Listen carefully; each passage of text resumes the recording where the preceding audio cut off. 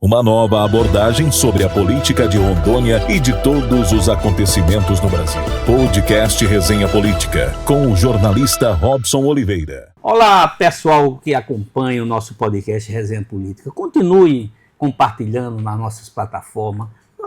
Se inscreva lá no nosso canal Resenha Política no YouTube. Acompanhe a gente pelo site Rondônia Dinâmica. E também, sábado e domingo, nossos programas são retransmitidos pela TV Rema às 23 horas. Assistam, compartilhem, chame lá os seus amigos para se inscrever no nosso canal Resenha Política. E hoje eu tenho o prazer de receber em nossos estúdios o deputado estadual polêmico, não tem papa na língua, me parece que é até gaúcho, é delegado afastado, mas é delegado Camargo. Seja bem-vindo, deputado. Eu tenho acompanhado alguns discursos seus, duros, principalmente na questão ambiental, que é um dos temas que devem pautar as eleições do próximo ano, que nós vamos ter a COP30, com vários chefes de Estado no Brasil, mas com uma oposição muito grande de muitos setores, principalmente do agronegócio. Deputado, quanto tempo em Rondônia? Veio do Rio Grande, é gaúcho, lá das terras... Primeiro eu quero agradecer a você, Robson, a você que está nos assistindo no podcast. Eu saúdo você com a paz de Cristo, que nós possamos ter uma abençoada semana, um ano próspero e que, acima de tudo, a verdade se imponha na relação entre as pessoas e no nosso país. Respondendo a você, eu sou natural de Bagé. Se você pegar o mapa do Brasil, né, sabe? Lá no Garrãozinho tem uma cidadezinha chamada Bagé, no Rio Grande do Sul. Eu sou natural de lá. Tem uma obra literária sobre Bagé muito boa. Tem. Eu conheço. Sou lá de Bagé. E aportei nas terras de Marechal Rondon através de concurso público em 2009, o meu concurso. Tomei posse em 2011, que é aquele período entre o certame, academia. E definitivamente fixei moradia aqui em 2011 no município de Ariquemes, onde desenvolvi a minha carreira profissional. Então já vão aí praticamente 14 anos, mais de 14 anos aqui na terra de Rondônia, onde constituí minha família, onde criei e crio os meus filhos, onde tudo aquilo que o Senhor me proveu veio das terras de Rondônia. O senhor vejo que é bem religioso, é católico? Católico, apostólico, romano, praticante. Graças, né? a Deus. Graças a Deus. E aí, o novo Papa, quais são as expectativas? Já a gente entra na política, claro, se preocupa. Claro. Eu vou envolvendo, vou desarmando. Não tem armadilha nenhuma, não. Fique tranquilo. Não, desarmando. Comigo. Não, sim, fique tranquila comigo. Bom, quem sou eu para tecer qualquer comentário sobre o Papa se o Espírito Santo já escolheu? Quem sou eu?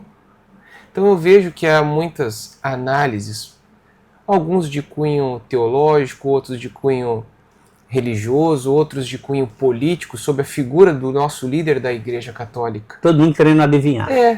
O que coube a mim, como um católico, não de IBGE, uma praticante, foi neste período de conclave ter dobrado meu joelho e pedido que Deus enviasse o representante de Pedro segundo a vontade do Espírito Santo. E se o Espírito Santo escolheu, e assim eu creio, é maravilhoso, está tudo certo, não tem nada a comentar, a não ser continuar fazendo o que a gente já deve fazer, que é orar pelos nossos líderes.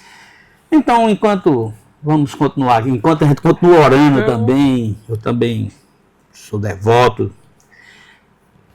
E a política foi rápido assim, foi o exercício da profissão de delegado lhe catapultou, lhe projetou. Tá bom. É uma região muito, o senhor, segundo o senhor disse, exerceu a profissão de delegado, que é Ariquemes, aquela região ali, uma região muito de conflitos de terra, né? E eu vejo alguns discursos acerbos seus sobre essa questão dos conflitos entre poceiros, entre proprietários naquela região. Robson, já que você me perguntou como eu entrei na política, ai de mim se negar o testemunho da verdade? Cabe a mim dizer, e eu não preciso sustentar, porque a verdade é que como uma cadeira de 4 patas. Ela se sustenta sozinha ao longo do tempo. Então eu vou dar para você o relato da verdade, e cabe àqueles que quiserem crer, quem não quiser, está tudo certo. Eu nunca me vi na política. Em qualquer dia da minha juventude, ou já na vida adulta e profissional, eu prospectei estar aqui, onde eu estou hoje. Eu sempre, isso é verdade, eu gostei da polícia. Por quê? Porque o meu pai é promotor de justiça, de tribunal de júri. Então, desde pequeno, eu o acompanhava nessa função.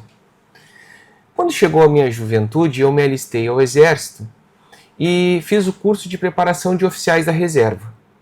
E foi ali, no Exército de Caxias, que aprendi sobre lealdade, camaradagem, patriotismo, a importância de você ser verdadeiro com as pessoas, leal, confiar com quem está com você na trincheira.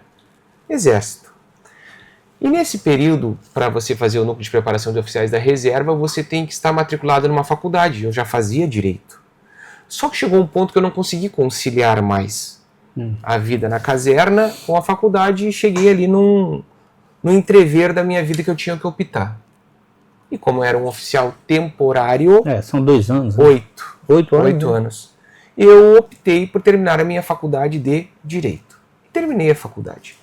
Mas aquela energia do Exército, de operações, ainda que simuladas, eu gostava de viver aquilo. Eu gostava. Então, naturalmente, eu fui procurar uma carreira dentro do exercício do direito que tivesse esse cunho. E não tinha outra a não ser a exercício de uma carreira policial, delegado de polícia. E ali Deus já foi muito bondoso e misericordioso comigo, que no primeiro concurso que eu fiz para delegado de polícia, que foi aqui em Rondônia que apareceu, fazia apenas 6 meses que eu estava estudando, eu passei. Então, eu prospectei e projetei a minha carreira, a minha energia, o meu foco, para desempenhar muito bem aquilo que Deus tinha me concedido, que era uma carreira de delegado de polícia, e graças a Deus consegui. Eu sou hoje um homem, Robson, eu sou um homem completamente realizado. Você é bem jovem, né? Eu tenho 44. É jovem. Eu sou completamente realizado. Eu tenho uma esposa que eu amo e que me ama. Eu tenho uma família sólida. Eu tenho uma profissão digna que sempre colocou alimento da minha casa de forma digna.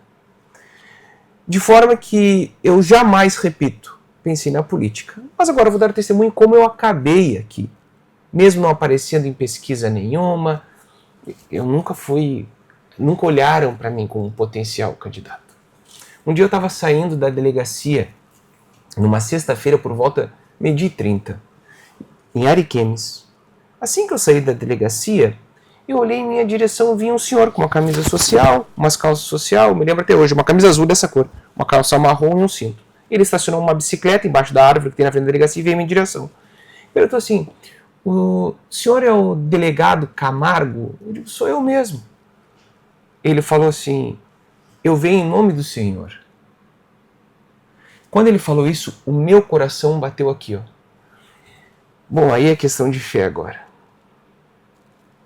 Aquela palavra dele, eu venho em nome do Senhor, entrou tão profundo na minha alma, no meu ímpeto, assim, ó, que o meu coração veio pro pescoço na hora. E eu digo, e como eu posso ajudá-lo? Eu estive ontem aqui para falar com o senhor não estava. Me disseram que o senhor estava para Porto Velho. Eu digo, é verdade, teve uma reunião na direção. Desculpa, o senhor tinha marcado comigo? Ele não tinha marcado, mas eu vim aqui lhe dar um recado, não lhe encontrei. E o senhor mandou eu voltar hoje para que hoje eu ia lhe encontrar. Eu digo, tá bom, o senhor pode falar. Tudo isso na frente da delegacia. Vai chegar um convite para o senhor. O senhor deverá aceitá-lo. Eu digo, tá bom, mas que convite é? Chegará esse convite. Aquilo abalou tanto meu espírito que eu não conseguia ir até o carro. Eu comecei a chorar, cara. Como eu me emociono até hoje. E eu nunca tinha avistado. E nunca mais o revi. Não, e antes também não conhecia. Não. Ele chegou assim. Eu nunca o tinha visto. Eu fui pro carro. E também depois disso nunca mais Nunca mais vi. Nunca mais vi. Eu liguei pra minha esposa, cara. Chorando. Que era o convite. Sim, aí eu liguei pra minha esposa chorando. E ela, claro, preocupada. Sou delegado de polícia. Ah, tomou um tiro. Aconteceu alguma coisa. Né? O que tá acontecendo? Aí ela falou assim, eu falei, não, amor, tá tudo bem comigo, tô indo pra casa. Ela, mas o que tá acontecendo? Eu digo, nossa, eu preciso falar contigo, você tá onde? Eu achei que ela tava no fora, não, já tô em casa, eu tô indo pra aí. Eu cheguei em casa e contei isso pra minha esposa. E ela falou assim, Rô, vamos rezar. E vamos pedir que Deus nos dê o discernimento. Sim, mas é porque o convite era para o senhor entrar na política. Eu vou chegar lá. Ah, tá. Aí passaram alguns dias, ela falou assim, tá, vamos rezar, vamos fazer uma campanha de oração, então vamos acordar pela madrugada, que a gente tem mania, costume de orar pela madrugada, e vamos pedir que Deus nos dê essa resposta. Ok, começamos eu e minha esposa, essa campanha de oração. Aí passados uns 20 dias, nós estávamos num posto de gasolina lá em Ariquemes, no posto do Seu Lírio. Meu grande amigo. Seu Lírio? Meu grande amigo, andei de moto já. Pronto. Eu gosto muito de pescar com meus filhos, no final de semana. Amigo. Aí eu tava com a minha caminhonete, o barco atrás, meus filhos, eu e minha esposa. Gauchão, né? Gauchão. Gauchão mesmo, gauchão. Já era final de tarde, eu tava abastecendo o barco. E veio um andarilho em minha direção, e a gente tava com o vidro aberto, eu tava abastecendo o barco. E a minha esposa, amor, tá vindo... Eu falei, não, amor, estamos dentro do posto, tô armado aqui, fica tranquilo. Não, fecha o vidro. Claro, por segurança a ela, eu fechei o vidro. Esse cara veio, bateu no vidro assim, ó. Eu achei que ele ia pedir, eu falei, amor, tem alguma coisa de dinheiro pra dar? Já pedi pra ela que eu sabia que era dinheiro. E ela falou, não tenho. Eu digo, não, vou, se for comida eu compro na conveniência. Aí eu baixei o vidro assim. Ele olhou pra mim assim, ó. É pra aceitar o convite? A minha esposa me olhou assim, ó. Eu nunca mais, ele virou as costas e foi embora. Era a mesma pessoa? Não. Já era outro? Eu nunca tinha visto. Eu achei que era um noiado. Sim, entendi. Eu achei que era um noiado. Eu e minha esposa, nós ficamos tão... Porque ela... E eu sempre peço pra Deus para ter uma testemunha, para que não seja coisas da minha cabeça. E não tem melhor quem testemunha as coisas do que a tua esposa. Que é a minha outra parte. Ok, aquilo ali nos abalou, a gente continuou em oração, passaram alguns dias, chega o convite. Eu não tinha dúvida. E olha, sabe o que eu tinha de político? Ojeriza.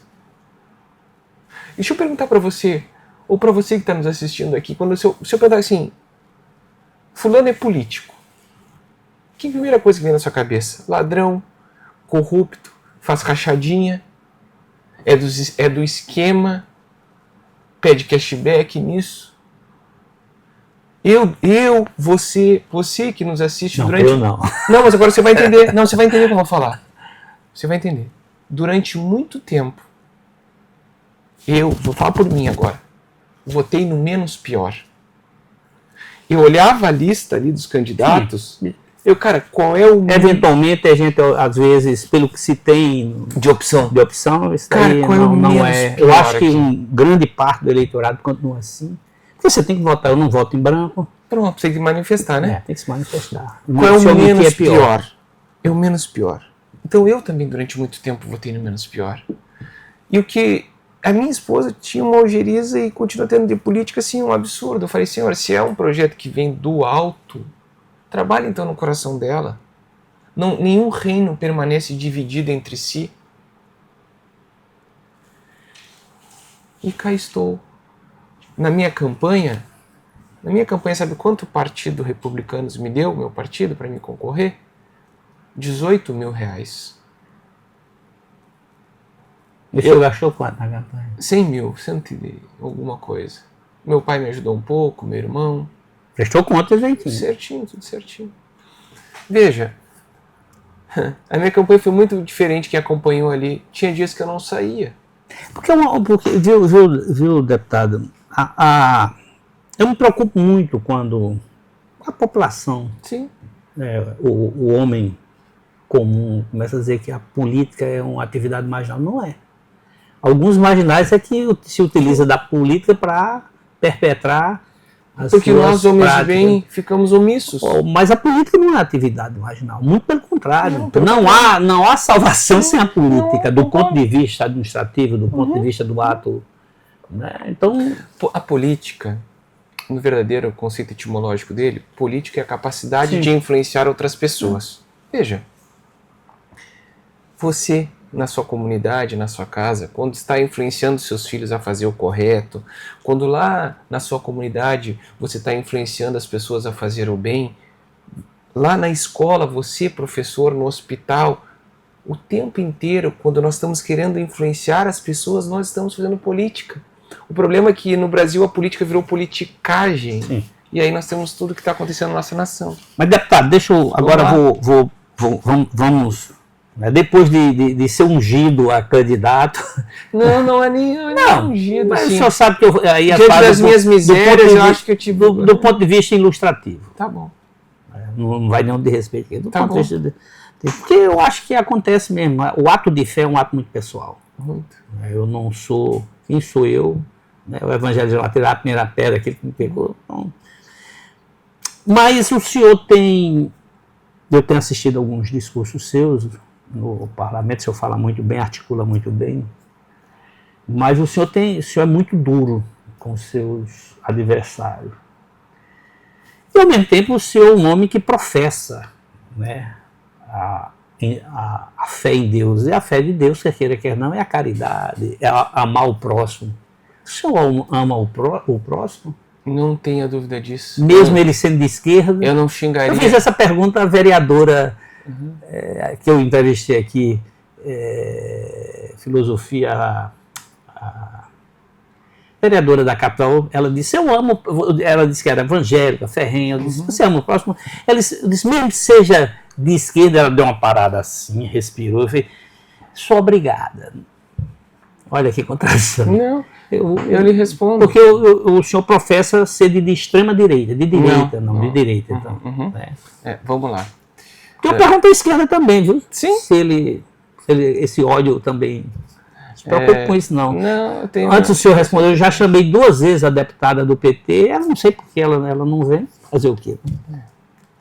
Não, deixa eu lhe falar uma coisa. Eu não colocaria qualquer cenário. Primeiro, eu não me considero e não sou de extrema direita, porque tudo que é extremo Sim. é muito perigoso.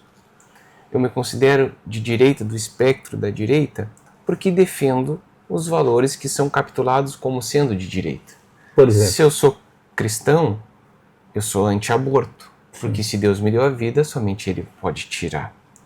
Se eu sou um cristão, eu sou contra a legalização das drogas, porque considero que o meu corpo é o templo do Espírito Santo. E se ele é o templo do Espírito Santo, eu devo cuidá-lo, eu devo amá-lo, eu devo tratá-lo com o respeito da matéria que Deus me deu.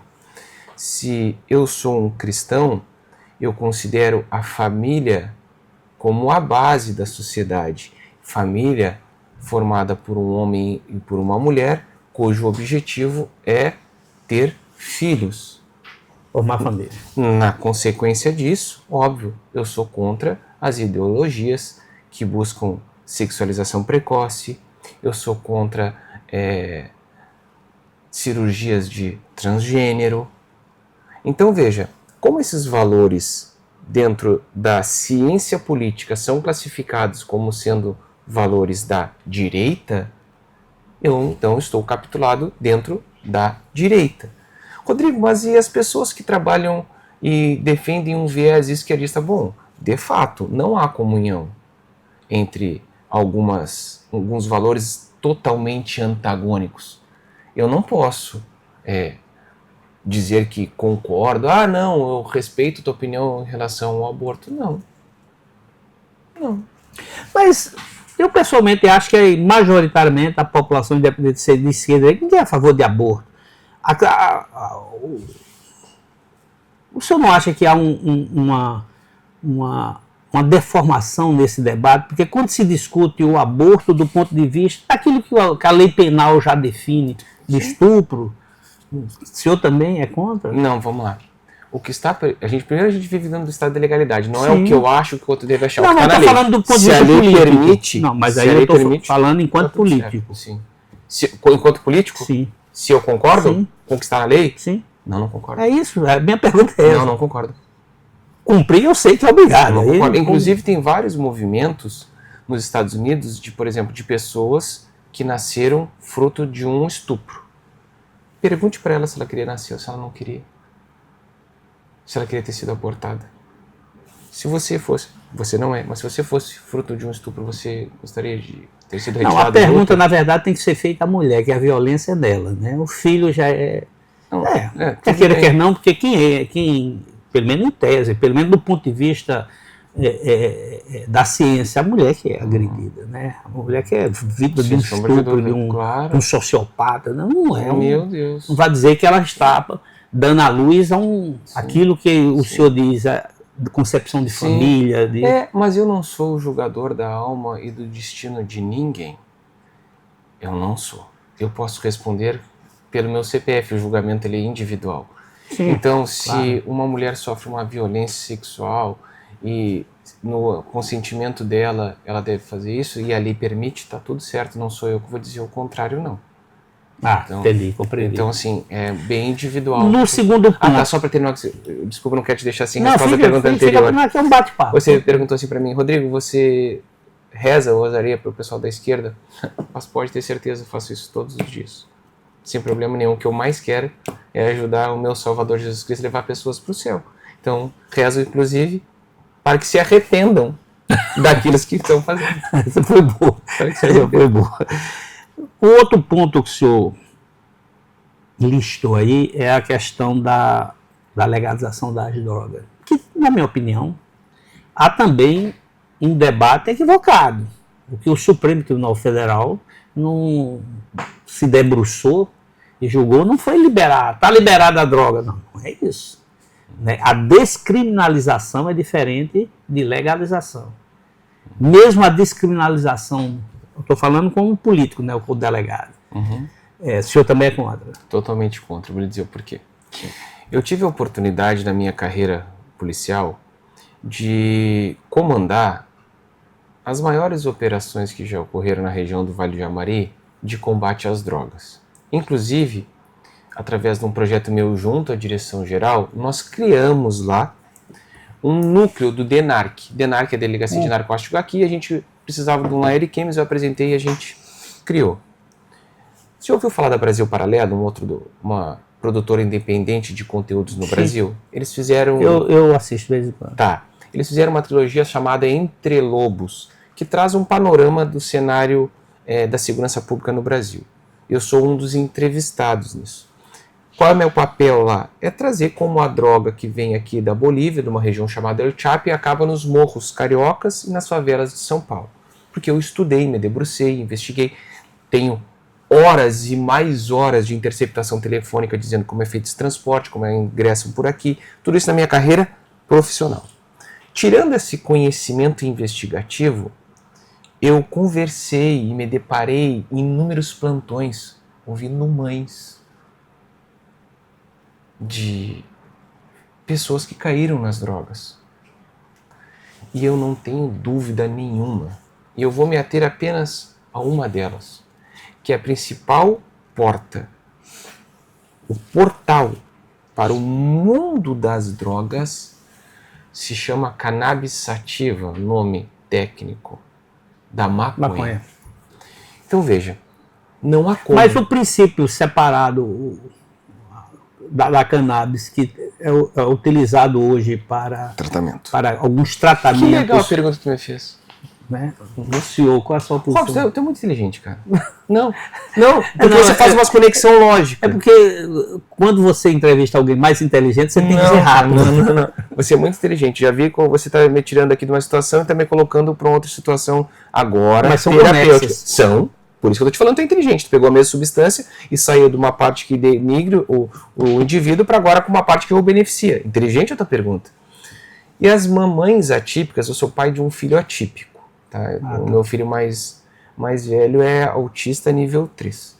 E como eu atuo muito na causa autista, não por ser um simpatizante, mas porque vivo os desafios do espectro autista dentro da minha casa, vieram muitas mamães atípicas conversar comigo sobre o uso da substância, o canabidiol, É o canabidiol. para o tratamento de epilepsia, autismo. Perguntaram, Câncer, né? câncer, deputado, qual é a tua opinião sobre isso? O que o senhor acha? Bom, eu tive que dar uma resposta verdadeira. Eu não tenho que achar ou deixar de achar.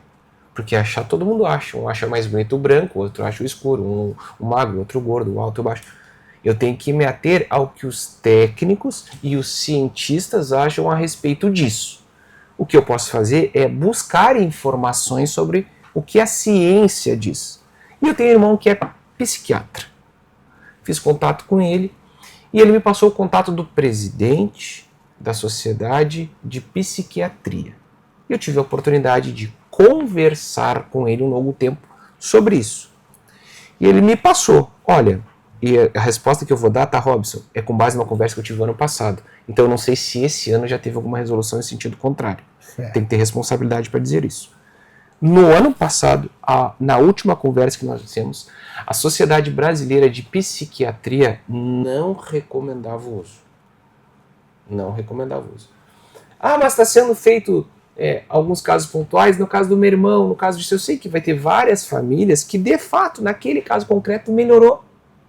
Parou a convulsão, parou, às vezes a pessoa com Alzheimer tinha ali um espasmo, aquele espasmo parou. Bom, a minha nota ela foi extremamente técnica. Então, se hoje eu tivesse que votar a respeito do uso do canabidiol para essas moléstias, vamos considerar assim, eu votaria de acordo com o que a Sociedade Brasileira de Psiquiatria fala. Se eles mudarem amanhã, eu mudo meu voto. Me parece porque eu não tenho capacidade técnica. Me parece o Conselho de Medicina, se eu não me engano. Eu vi uma regulamentação recente. Nos Estados Unidos proibiram, não usam. Mas eu vi uma... Engraçado, né? Tem um político de Rondônia, está afastado porque está inelegível, que é o ex-governador e ex-senador Cassol. É dele a lei para regulamentar o uso terapêutico do canabidiol. É de Rondônia. Poucas pessoas se esquecem, foi ele. Não sabia. Ele é que é o autor da lei lá no Senado. Mas eu não sei se o senhor entendeu, para deixar claro ao senhor e aos seus espectadores. Se houver uma nota do Conselho favorável, eu voto favorável. O senhor não é um negacionista da ciência. Não. Jamais. Não, porque há uma crítica, um lado fala, quando aponta as críticas ao lado direito, é de que uma das questões é que era negacionista. Eu acho que é até redonda mesmo. Não, mas as fotos que o Elon Musk manda aí.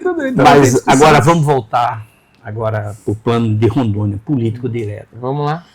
Deputado, o Porto Velho passou em janeiro, na minha opinião, tomou um susto à população. Literalmente sitiada a capital por organizações criminosas. Você tem um Estado que tem vários delegados, inclusive o senhor, na política, tem vários coronéis nos comandos chaves da segurança pública, e você tem um governador que é coronel da PM. E por que a segurança de Rondônia é tão ruim, é tão insegura, a população vive nessa insegurança constante?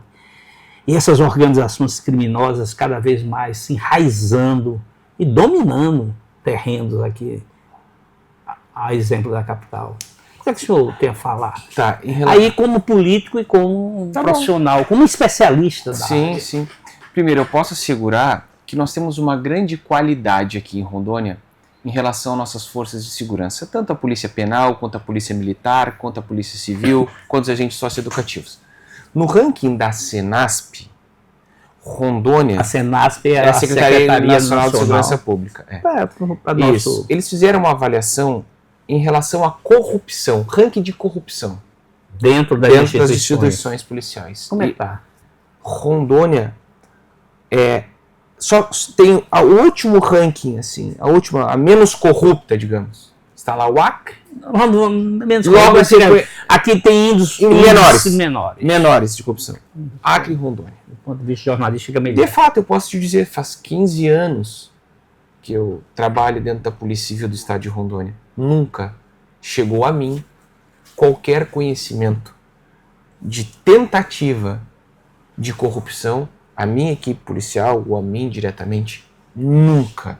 O senhor disse na última pergunta que, inclusive lembrou que foi entrevistado por montar as maiores operações naquela região de Ariquemes, que é uma região que tem uma estrada que o povo é doido para asfaltar, que termina chegando na Bolívia, que as maiores operações que foi o senhor que montou para pegar droga. Então, nunca nenhum cartel tentou subornar. Nunca chegou. Nunca. E nunca tive notícias de alguém da sua equipe. Também não. Então, assim, há um ponto muito positivo aqui na segurança pública de Rondônia. Não há índices de notícias de corrupção. Isso é muito bom. Mas vem um contraponto aí. Porque isso é do perfil do policial de Rondônia. Isso aí a gente está de parabéns. A questão da insegurança, ela passa por vários fatores. Mas eu gostaria de pontuar pelo menos 2.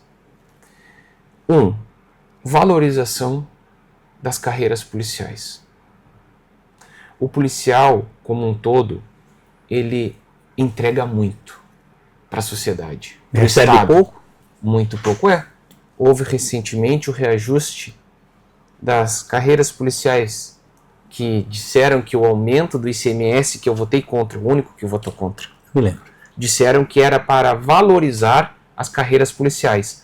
Bom, aí no dia da discussão, eu estou falando agora algo de bastidor para você. O governo veio com essa pauta. E eu falei, bom, já que o aumento do ICMS é para valorizar a segurança pública, então vamos colocar aqui que o excesso de arrecadação decorrente desse aumento será investido na área da segurança pública no estado de Rondônia. Vincular. Vou deixar. Não é essa a proposta? Não, mas aí não dá. Como não dá? Se a verdade não é essa, coloca aqui no texto, a gente aprova. Eu voto. Se for para isso, eu voto. É claro que não colocaram. Porque o objetivo não era esse. Mas venderam de que esse seria o objetivo. E de fato houve uma valorização, mas sabe para quem? Para quem estava no topo da cadeira. O andar de cima, andar de baixo com o andar de baixo. Conversa com meus amigos, que todos os dias eu encontro os guri dentro das viaturas, vê se os caras estão felizes. Teve na prática muitos colegas que perderam rendimento líquido. Mas como isso? Ora, quando deram um aumento, o cara mudou a faixa de imposto de renda. Aí como tu explica para ele, chega para mulher, recebi aumento, recebo menos agora líquido por mês. Isso é uma loucura. Isso é um paradoxo. Então veja, é preciso urgente, primeiro, de fato, valorizar. O policial hoje aqui, se ele tiver, mesmo em conflito, vir a óbito, ele não tem o seguro de vida. O funeral dele vai ser cercado pela família. Então, há uma série de condutas que devem ser revistas. A Polícia Civil não tem plano de carreira. Não tem PCC não, vocês? Não tem. Pensei que tinha. Eu defendi ferrenhamente isso. Uma carreira de Estado. É claro, mas preferiram dar um reajuste para quem está em cima. Eles esqueceram quem está lá embaixo. A minha ideia, quando chegou isso, eu falei, bom, dá um reajuste linear, X% para todo mundo. Do delegado do classe especial ao que está começando agora, 13, 15, 14, 20%, linear. Não foi essa opção, não sou gestor, eu sou parlamentar, eu tenho apenas que manifestar uma minha opinião dentro de uma parcela que represento. Enfim, essa é uma questão. E segundo, Robson, esse é o principal, cara. Isso eu aprendi no Exército. Pior que uma tropa com mau comandante é uma tropa sem comando. Porque cada um faz o que quer. E o porquê eu digo isso? Porque eu não vejo... Quem conhece a arte da guerra sabe disso. quando eu digo isso sem comando, não é que as instituições estejam sem comando, eu não estou falando isso. Eu preciso que abra um pouquinho mais a mente. Eu estou falando é que eu não vejo um plano de segurança pública de Estado e não plano de governo, porque governo do fulano começa e termina. Sim. Com 4 ou com 8 anos, ele vai terminar. Só que eu não vejo um plano de segurança de Estado. O que se prospecta para Rondônia na segurança pública daqui 20 anos, diante dos desafios que nós temos num Estado com fronteira com um outro país, um narco-Estado, como a Bolívia?